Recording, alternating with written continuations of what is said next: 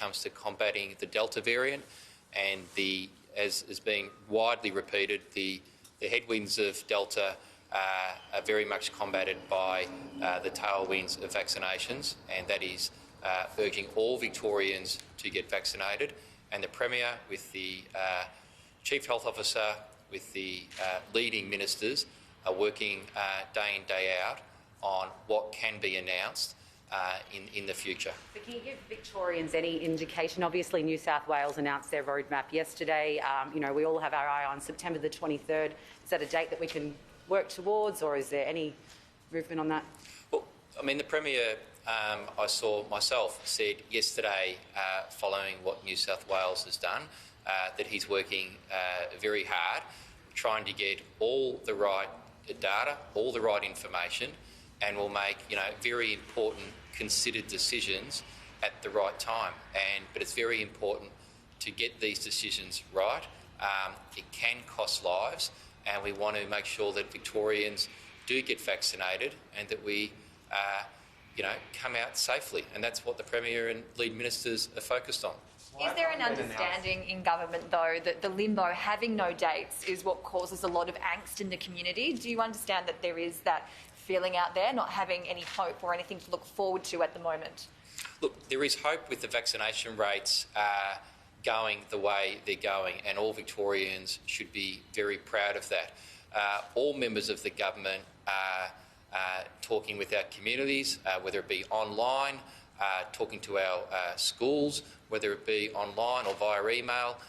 We know Victorians are doing, really hard yards, but we must be vigilant and get all the health data, get all the health advice, and make the decisions appropriate. And it's wonderful for regional Victoria that have, got these, these new freedoms that have come in today, and will be exercising them. But we're also being very vigilant too. And I know as Public Transport Minister that this virus, wearing a mask on public transport is the best thing you can do. But it's also why we're having to beef up, our public transport authorised officers at a lot of those gateway stations to regional Victoria. Very concerning to hear reports that people think it's valid to get on a metropolitan train to travel to regional Victoria for a vaccination. That is not one of the permitted reasons. And if you are doing that, you can expect, a very significant fine. And we're out in force to protect those freedoms that have occurred in regional Victoria, and to be vigilant right across our public transport system, supporting the work of Victoria Police that they're doing this weekend on our major roads and arterials, to really ensure that everyone continues to do the right thing, because that's our way forward. Has the government got a plan to get kids back to school, and what day will that be announced?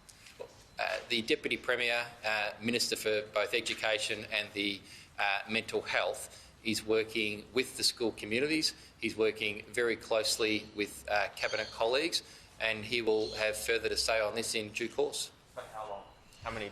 Is it days, weeks? Well, the Deputy Premier and Education Minister has been very clear again, and he's highlighted himself this week in the Parliament as a father, I think, of 3 children, that he knows full well the importance of getting kids back to the classroom, but it's got to be done in a safe manner and done where it can be a proper learning environment for the students, and that is what he's working towards. What about regional Victorian kids? It's only Prep to 2s and Year 12s at the moment. Is there any movement on that, and when could that be expected?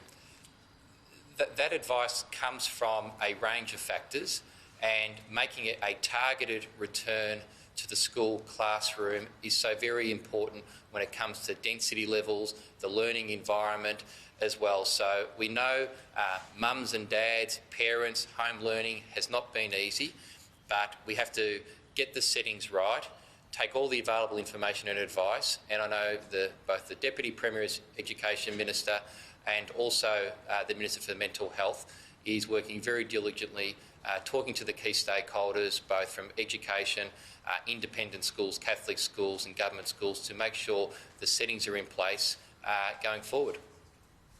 Is there any plans to increase we've got 39,000 vaccinations at State Hubs yesterday, which is an amazing result. There is new Pfizer doses expected to come next week. Is there a chance to get 100,000 doses a day at state-run hubs? Have there been staff hired to just significantly increase that capacity? Look, it's outstanding to see the overwhelming success of the state-run vaccination hubs. And I know even in my own electorate where, Jerome highlighted the Royal Showgrounds where I went for my vaccinations. And, so we're urging everyone, let's continue that momentum we have. Let's continue to drive up the vaccination rates.